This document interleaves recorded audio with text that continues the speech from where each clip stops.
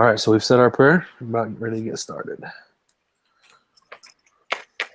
Okay, so did everybody read the case for this week Yeah. about Mary Yeah. Griffin at Derby Foods?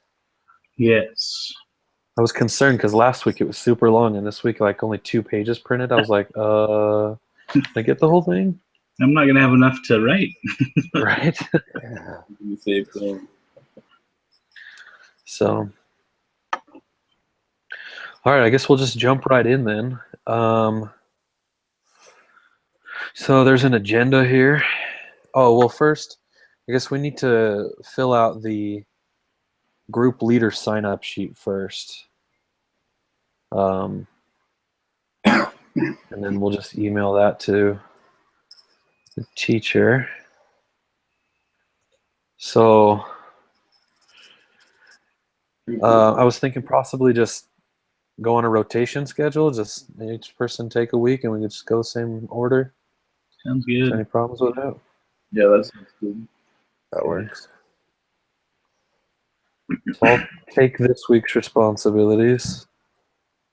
Who wants next week? I can do it. Josh. Sorry, who said that? Josh? Josh, yep. And the week after? I can do it. Who said it? Sorry, I'm not watching it.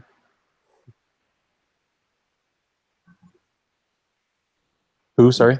Alex. Alex. And I'll take the week after. Cool.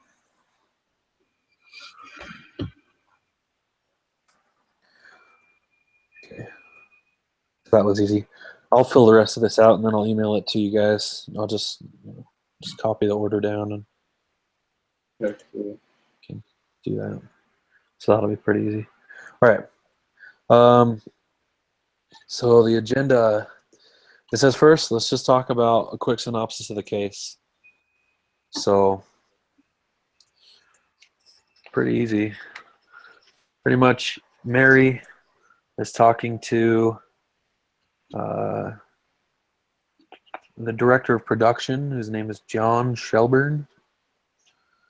And John's like, Mary, we've got to do something about this guy York. Simon York. Because they just signed on to be the official cupcake of the Winter X Games. And there was a problem. Well, she asked what was the problem, why he was saying that. And he had quoted that, or he told her that Simon York had yelled at the production staff because of a minor, was it a minor defect or a minor issue in the design or something like a label misprint. Something was wrong with the label design. Yeah. Right. Yeah, and so he yelled at them. So then she started reflecting. A lot of it's just her reflection, you know, like how he had been influential in re-energizing the 150-year-old brand. He applied social media marketing and innovative advertising efforts.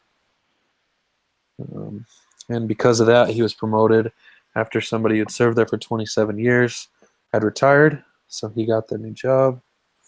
And then she thought back about the board meeting that he was in, or the meeting, not board meeting, brand review meeting, and how there was a mistake on the presentation that was given, and he publicly shamed the assistant brand manager who prepared it, said there's no excuse for this error, it should not have happened. Thank goodness this is just an internal meeting. My team dropped the ball and forgot the details matter. And then looked directly at him and said, if the representatives from the X Games were here, this would definitely be a career-limiting move. So just that public shame, public humiliation there. And then she noted that the rest of his team started looking less enthusiastic after that and just wanted the meeting to end. And then she had her assistant set up a meeting with good old Simon York, and he thought it was a good opportunity to talk about where the brand was going, and she was more gonna reprimand him, I guess. So, is there any key things that I missed there? You covered most everything that stood out to me. Okay. We'll get down a little bit more into the nitty gritty here. So, it's got a few good questions that it asks. So, first is, what is the issue? I think most people would cite that Mr. York and his attitude and kind of just the way he runs his department or the way he runs other people's departments would be an issue. Yeah, I would agree with that. The What fact exactly is the issue with it? that he just came on board and like his direct work has helped them, secure the cupcake position with the X Games. Yet because of him, he's all like people are feeling upset or intimidated or less motivated because of the way he holds himself and treats others. So it's like he's bringing good and he's bringing bad. Sort of stuff to both ends of the scale.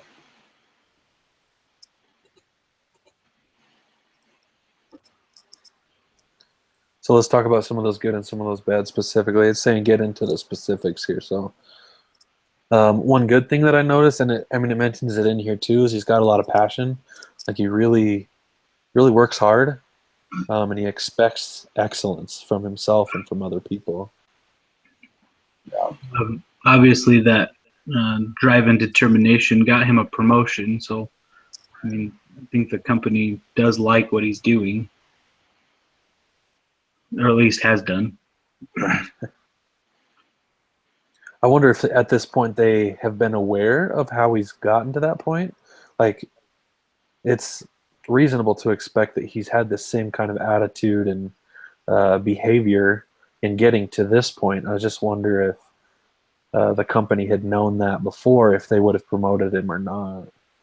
Or, yeah, maybe it just, maybe it was known, but it just didn't affect as many people. And now he's starting to make maybe a few higher up people mad. And so now Right. it's coming to light a little bit more. Yeah. Maybe the fact that he's been promoted and he has people under him. It's now coming to light because his team is, not as enthusiastic as they should be. People are starting to complain as he gets higher up in the company, and his negative effects have a further reach. And I'm just looking here at the agenda too. Like you said, it says what specific behaviors raise concern. To me, I think the biggest one is probably the fact that he's absolutely willing to publicly humiliate other employees. That, personally, that drives me nuts. But I think there's really no place for that in any professional setting. So if I had to pick one specific behavior, that's going to be the one I pick, is the public humiliation. Yeah. I think also with him criticizing other people's employees, like people that aren't directly under him, because it seems like he went out and was pretty much ripping into the other manager's employees without actually talking to the manager first. Kind of maybe not using the chain of command there, just doing his own thing. Absolutely. Yeah.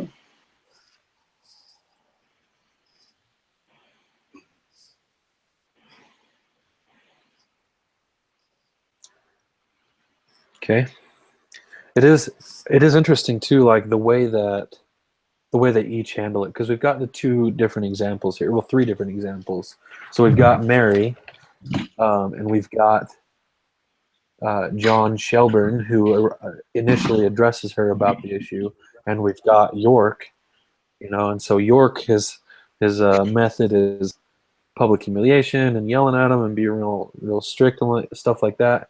John, who I don't know if he's over him or not, but John is like gossiping behind his back, like, oh man, York over there, what are we gonna do with him? And then Mary, who's actually his supervisor, rather than taking it completely private or not involving York at all, or taking it completely public and humiliating him in front of everyone, decides to take it to private, just the two of them. So it's interesting to see those three different styles: the totally public, totally private, and then just the two of them, which is, I mean, private, but it's just involving the people that actually need to be involved. For sure.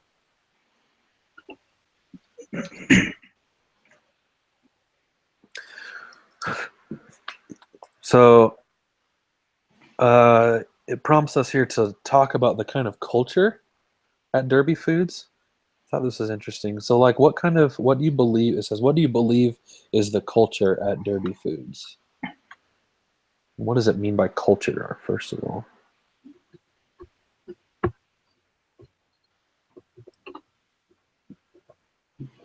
Well, and defining culture, I guess it's kind of the, I don't know, the attitude or the atmosphere that they've been able to create in the workplace. I guess maybe the set of values that drive their actions. So based on that, I'd say the culture at Derby Foods is a fairly positive one. It's, I don't know, maybe kind of conservative, I guess you could say. I mean, they have been around for 150 years, and it doesn't sound like much has changed in that 150 years. But Yeah. for a company to last that long, I'd say they'd have to have a fairly decent culture that allows employees to kind of do what they need to do and enjoy doing. A few of my thoughts.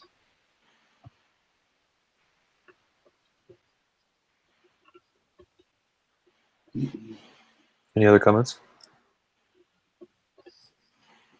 I would say, about I mean, like you said, they've been around for 150 years, which I'm sure they've had quite a few different leaders, and it takes a lot for a company to get to that point. So I think they must be doing something right to get there.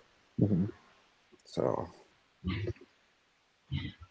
I'm sure their culture is probably, like you said, one of positive work environment and people just kind of having a set vision of what the company needs to be. Yeah. It says in Ace Facts that Simon York's behavior is inconsistent with the company culture. So it's opposite of what he's doing. I'm guessing it's not the norm for people to be called out, yelled at, publicly humiliated, Right. demeaned in the way that Simon York is going about doing things. Right. So it seems like it's more of a public positive, positive environment in the public eye, and when there are problems, they typically are handled, smaller and more privately. Yeah. And it talks about how he's changed so much. He's re-energizing the company, the brand, and doing a lot with that. But that's like different from how it used to be. So I almost wonder if it was slightly complacent before. Yeah. I don't know. Yeah, I don't think that'd be a stretch to say. What was that? Sorry. I would say calling it complacent isn't a stretch. They seem to, Yeah.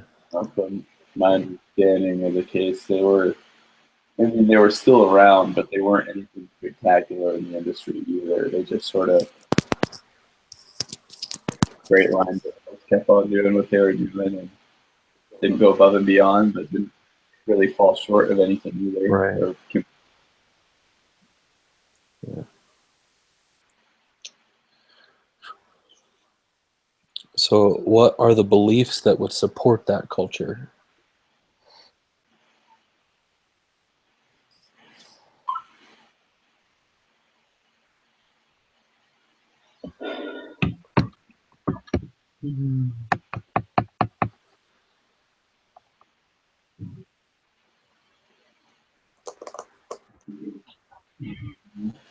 I would say that,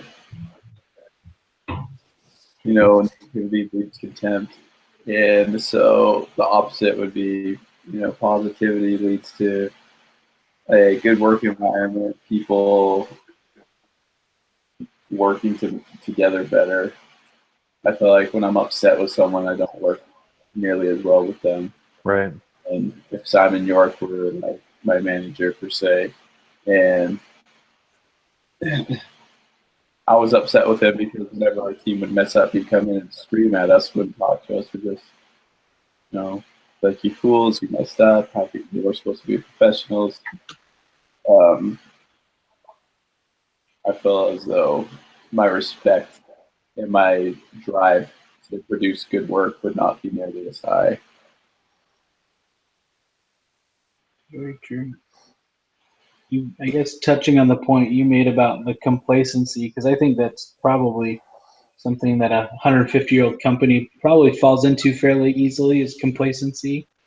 So probably one of the beliefs there is maybe in regards to business, they had a slow, steady approach to growth rather than a progressive, innovative approach. Right. Where I think York is probably trying to instill that, and obviously had to some point, but maybe some of the higher up managers kind of cling to that slower, steady type growth rather than the new innovative stuff. And maybe that's causing some of the conflict is just the two different ideas on how to approach the business sense of things. Two different beliefs there. Yeah.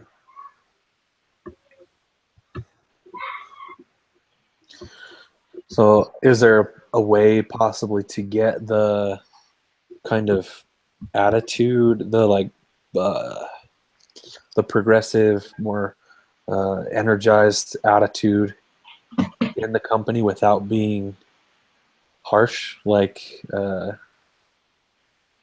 what is his name, Simon York is?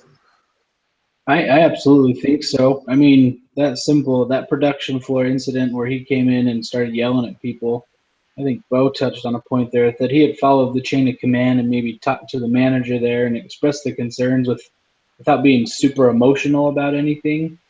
I mean, I think that's probably a way you could still express your ideas and maybe work to move for positive change and innovative stuff Right. without stepping on people's toes. Because I'm sure when York made those accusations, I mean, those people probably went to John Shelburne, and that's how he heard about it. Yeah. Where if he would have been coming from the top down rather than the bottom up, it would have been probably a different situation.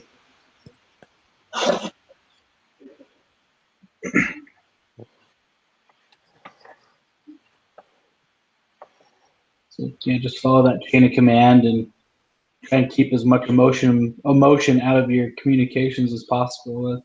You start involving emotion, that's where people start getting on edge and temper flare. So. No, I think it's extremely doable for them to have a good, I guess, forward-looking or more innovative branding strategy or team without it all being hot-headed like Simon. Mm-hmm. I mean, I feel like if Mary were to sit down and talk with him and be like, listen, we aren't, we're getting some negative feedback here. Just,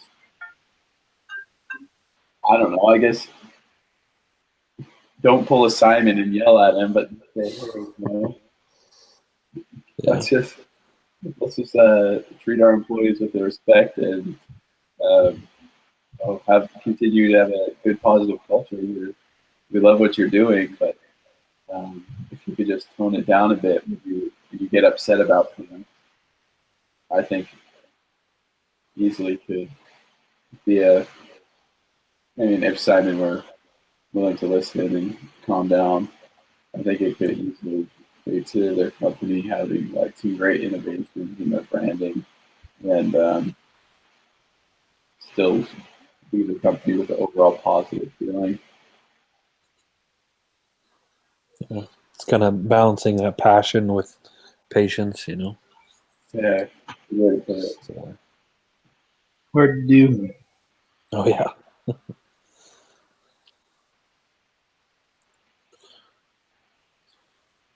Well, we've kind of talked about some of these things. So let's take a little shift here and talk about like each person's role in establishing and maintaining that culture. Like just what each person should be doing. So like with Mary, uh, she needs to, and she is working on it, which is good to see there at the end. She needs to promote good and correct the bad. So she needs to, say, you know, give the feedback, give uh, analysis or review, so that what is good is rewarded and what's bad is not. Like I work with the Cub Scouts with the Weeblos, and there's one boy in there that is pretty autistic, and his parents sat down with us leaders, and they were like, well, so here's what needs to happen. Every time he does something that he's not supposed to do, just ignore him. Just don't give him the attention, because what he wants is the attention. And when he does something right, congratulate him, make it very obvious, change your face, that you are saying, yes, this is what we want. Just rewarding good behavior, and just not ignoring, but like just don't react to the bad behavior. And I feel like all of us have that same kind of desire. We do a lot of things to get recognition or to feel, I don't know, uplifted. But when we just need to, I don't know. But I mean, we're a little bit more complex than autistic kids, but we still need to like just. Sorry, I'm going in circles here, but we just reward the good behavior and make sure to correct what's not right by sitting down and talking to him. So I feel like that's part of her responsibility, is to make sure that happens. Like people get the good feedback that they need. Yeah, I agree. As she's the highest in the company. She's the vice president. So I feel like as vice president, sort of can like set the bar as to what's acceptable and what's not acceptable. I mean, she is in a position like to go talk to Simon, like, hey man, let it out. And I feel as though once there's the bar, the standard has been like really set. It seems from this case so far, it doesn't seem like there's been too many disruptive Simon type people along the way. So maybe they haven't really had to deal with it too much up to this point. But with Simon, I feel like they could set the bar to the standard, I guess, to their level of accepting negative, hot-headed behavior, and just sort of make it known that we don't accept that. Yeah, I think communication is probably one of the biggest things that they could work on between everyone. I mean, if you don't, like you said, sit down and talk with somebody and tell them what's right and what's wrong, because I think Simon thinks that everything he's doing is right. He doesn't really see an issue. He thinks that what he's doing is beneficial.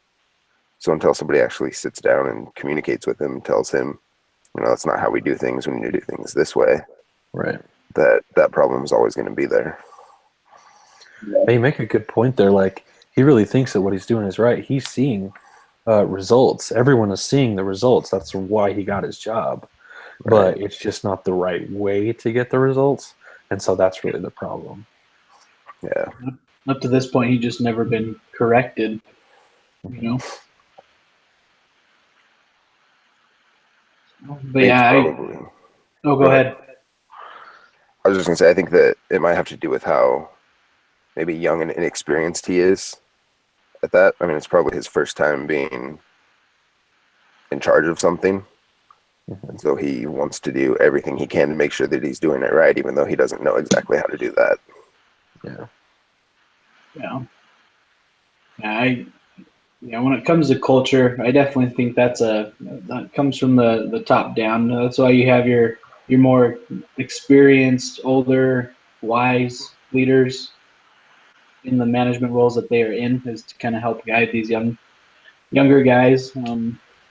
Like you're saying, Bo, John or Mr. York's just young, and this X game project sounds kind of like it's his puppy. This is his big project. This is what's changing the company for him, and he's just excited about it. But it's up to the older, wiser, more experienced managers to kind of direct where the company's going to go and how it needs to go there.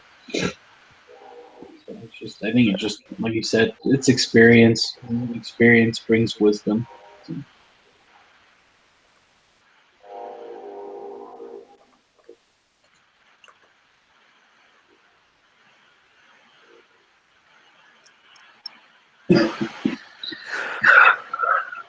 I was looking at this agenda, and it brings up a good point, talking about Mary as well. Because, I mean, too often I was seeing her as like, oh, she's the good guy, and she's doing everything that's right. But it brings up that she's allowing inconsistent behavior and delaying a response to issues. So, I mean, it's interesting just to note that she's not doing everything right, and she probably does need to work faster. And like Bo was saying, that communication is important and needs to happen quick. Because I mean, if they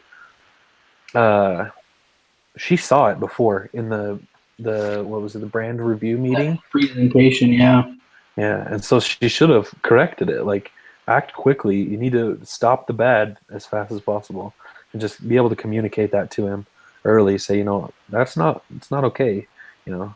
So, but instead she waited until it escalated, and now it's a much bigger problem. One thing I noticed too, I don't know, it might be a small detail, but I think in her role as a manager, one thing she failed to do, maybe, and this is kind of going to your point there, Scott, but I don't think at any point she ever got John's side of the story either.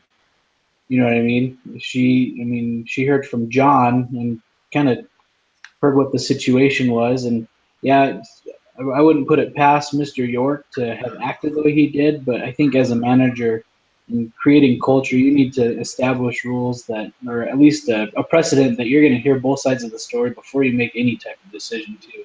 Right. Yeah. That's a good point. So,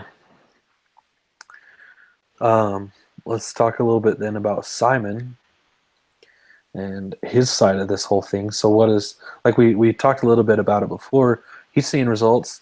He thinks what he's doing is right. Is there anything, like, what good things is he doing? What bad things is he contributing to that culture?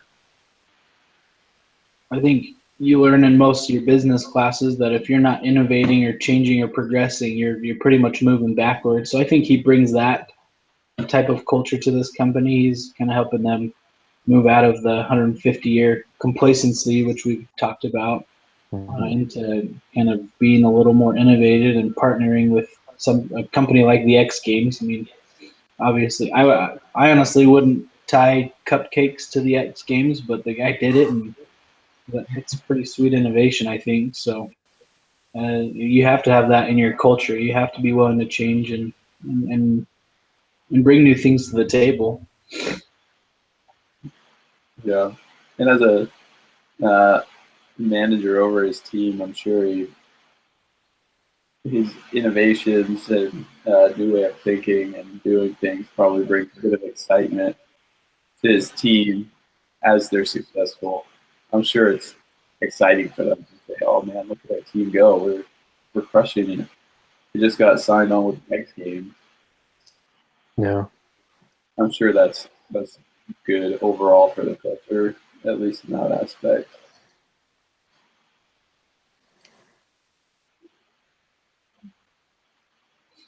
Yeah, I mean, you're trying to stay positive for Mr. Simon York here, but obviously there's things that he's doing that hold the culture back too. I mean, and we've touched on it a lot. I don't know how many times you want to rehash it, but he's just not being positive. He's not promoting the growth that he wants to see in the right way. Public humiliation, yelling at people, telling them what to do, and then they're not, even though they're not in his department, like that stuff definitely has to stop. It's like it says here, it's inconsistent, and for people to be excited and to want to provide good work for you, I mean, I think there needs to be some level of consistency and positivity there. So, Right. I think that just comes down to his lack of inexperience. exactly. You know, he doesn't know that what he's doing is wrong. So, and until he learns that, he'll probably continue doing that. But I think that's why he got promoted, is they like what he was doing because he has that vision, he has that desire and passion to help the company, all that good stuff. But he just doesn't have the management side of it down yet. I think that's true. There's a difference between innovating and managing. Right. Very true.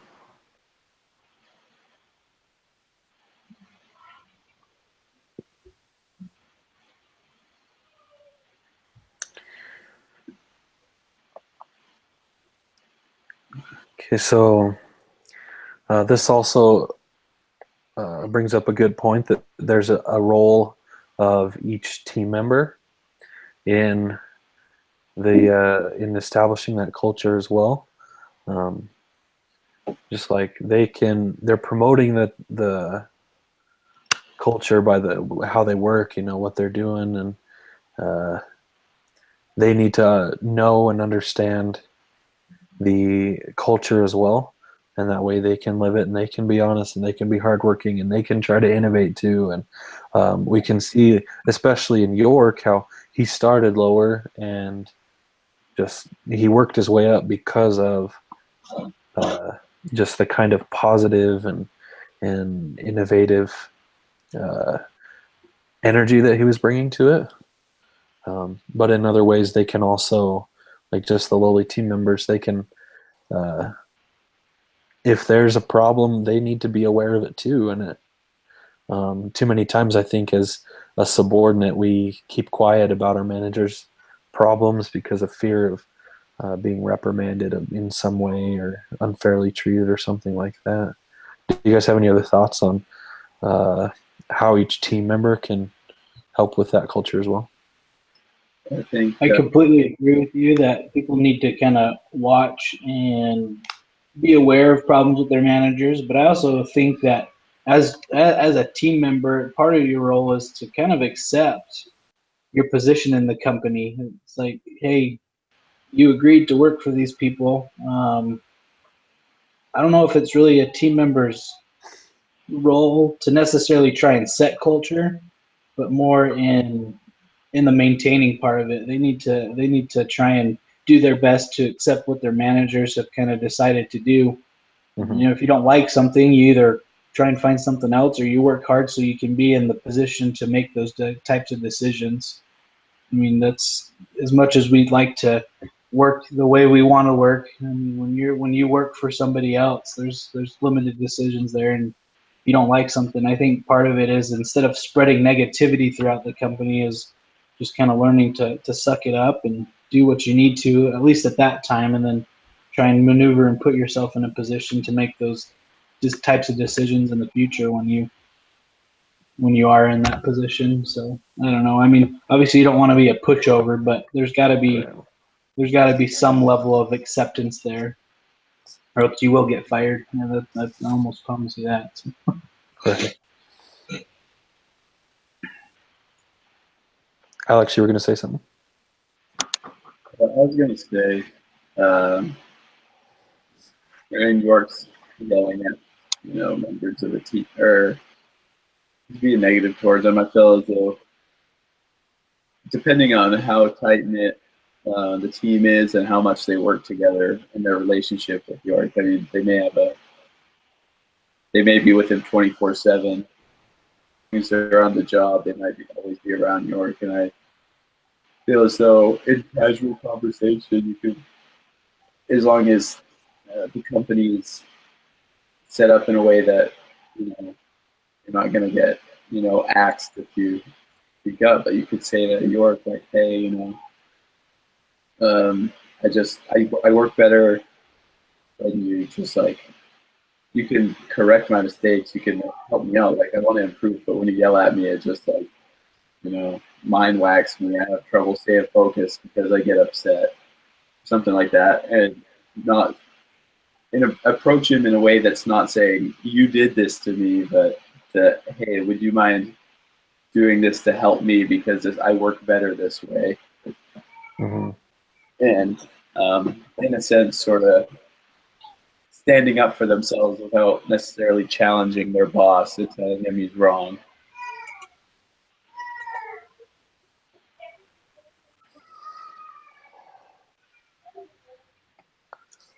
Yeah, that's a good point.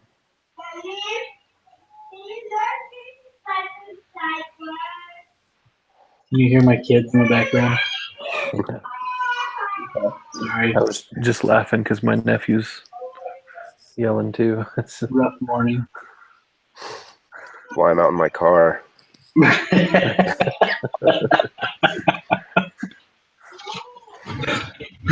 Oh, too funny. all right. All right, so let's just hit this last little point, and this is what I'm excited for. So how does that conversation need to go then? After when York comes in, sits down, what does Griffin do? Mary Griffin do? How does she need to approach that conversation?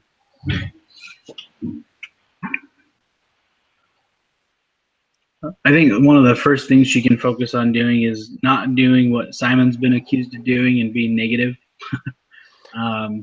She needs to come at it with a positive approach, with a teaching attitude, knowing that he's young, probably a little inexperienced. She needs to be willing to help him rather than just come down on him hard, I think. Yeah.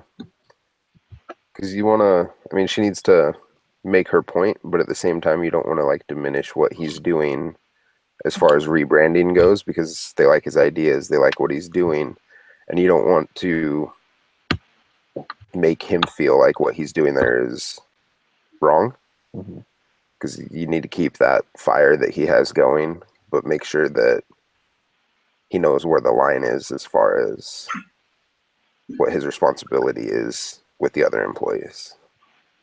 Yeah. I would say if she approached him in a way that was like, we love what you're doing here. I'm not upset with you, but you do have a certain way of doing things, and just when you have an issue, if you could handle it in a more calm manner, talk to people versus yell at them or call them out. Yeah. Work with them rather than try and embarrass them or yell at them. And let them understand. And they're like carrying it a certain way, like, don't do that around here. Like, you're a great addition to our team. We love having you. Like, you're a forward thinker, you're doing great things, but just don't yell at people. That's just not how we do things. Right. So explain, like was said earlier, the communication. Just explain, hey, look, this is our culture, and you fit into everything but this one little bit. So keep that up, and just fix this one thing that you've got, Yeah. But keep an overall positive tone and an uplifting tone to it. Yeah. Yeah, I don't. Sorry, I had to go talk to my kid.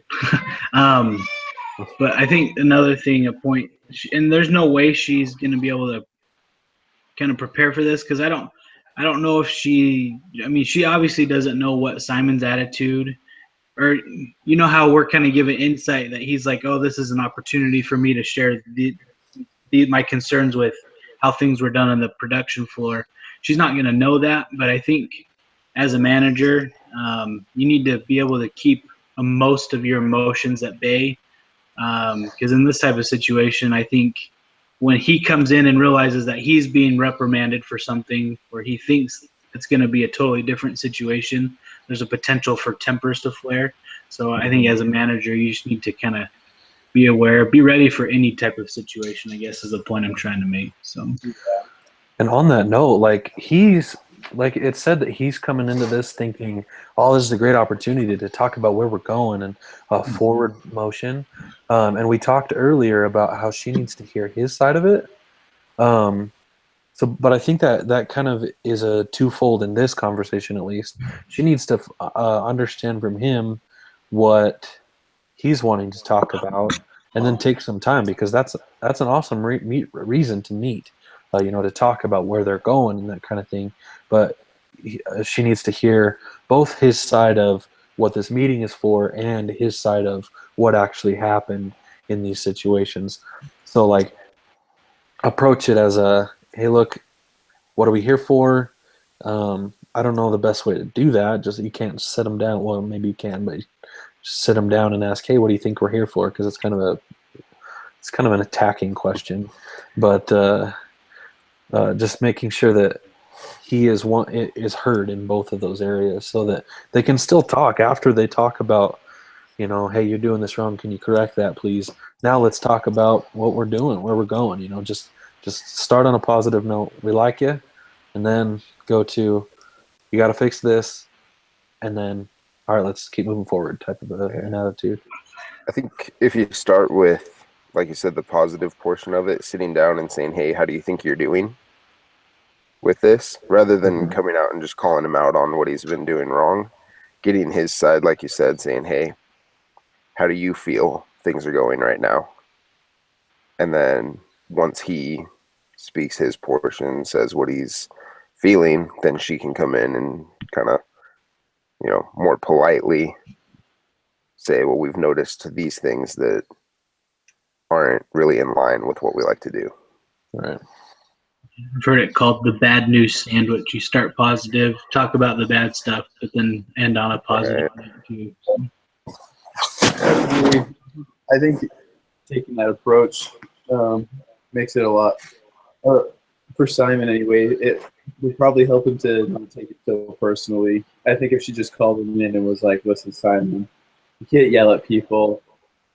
It's disrupting our work environment, our culture. You just need to stop it and then just kick him out. Most likely take it personally, or he wouldn't take it as well as if Right. I did in and we're like, hey, love having you here. Drop the issue of him yelling at people and then continue to ask for his insights to where the future of the company's going, and feel like it just makes him feel like, oh wow, they appreciate me here and they're asking me to improve in this aspect. But they appreciate me and respect what I've done and respect me as a person to ask about where our company's going, so they see me as a long-term asset versus a manager to yell at and whip into shape. Yeah. Agreed.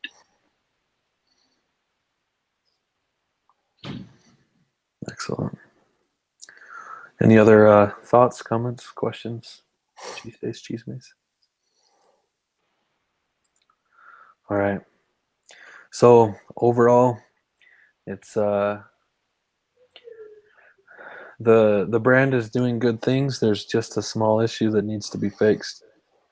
So when this meeting comes up, she needs to be positive, and then make sure that he understands that he is doing something wrong, but make sure that she understands his side of it as well, and then keep moving forward. I think that's really the overarching thing here is fix the problems, but keep moving, and that's really the way to keep moving along, keep growing, and keep the culture up, and in the end it'll be good. Agreed. All right. Well, thank you guys for coming. Thanks for being prepared, and feel like we talked about it well, got a lot down. So I will be posting this to the discussion board for this week, so that if you want to, you can come back and look at it. Do we need to post anything on that? I don't think so. I was looking at it. Let me look really quick. I think it's just the couldn't one see post. because I know last week because we didn't have a group to meet with. You had to post it like a real discussion board, but I think this is way better. Oh yeah. I hate those discussion boards, to be honest. So you could, yeah, that is interesting. So, But- yeah, I apologize. I totally spaced it. It was 9. I thought we were working 9:30. I'm not looking for sympathy here or anything, but my grandpa passed away earlier this week, and so this week's kind of just been kind of crazy. So I apologize for being a little late. All right, good. You're fine. But do you think 9 So- 9 going forward, 9 a.m. going forward is a good time, or is there something that works better for you guys? Or On Saturdays, 9 a.m. works. Other days of the week I work, so if we were to meet a different day, I wouldn't be able to do 9 a.m.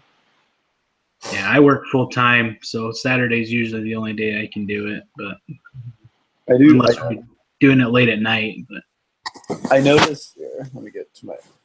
Sorry, I'm like moving all over the place. Right here, I know at the end of this week's lesson, it says prep for lesson 4, and it says that next week's case study will not be a typical Harvard case write-up. Instead, your individual preparation will require only a brief amount of time, then you meet with your group. And it says, finally, the results of your group from all the groups in the class, and you report on your experience, blah, blah, blah. Due to shift in activities, you may choose to meet earlier with your group in the week if your group. Oh, never mind. I thought it was saying that we needed to meet earlier. That's just never mind. I'm bringing up a point that doesn't even need to be addressed. So- I thought it was saying we needed to meet earlier for a deadline, but it's not. It's just telling us we can. Okay. Gotcha. so yeah. So are we okay? I couldn't really tell. Are we okay doing Saturday mornings? Yeah, Saturdays will usually work for me. Every now and then I have to work a Saturday, but I'm usually off by like 2, 3 o'clock. Okay, I can do it in the afternoons too. My Saturdays are fairly open, so Yeah. Yeah. So let's just plan on standard 9 a.m. And 10 Mountain Time. And then if something needs to change, just make sure to send a text or an email out to everybody so that we know and we can make other plans. But for the most part, we'll just plan on meeting same time. sounds good. That works. All right, fellas, thanks so much. Yeah, thank you. Thank you. Have a good weekend and good week. We'll Yep. see you next week. See you guys. Bye.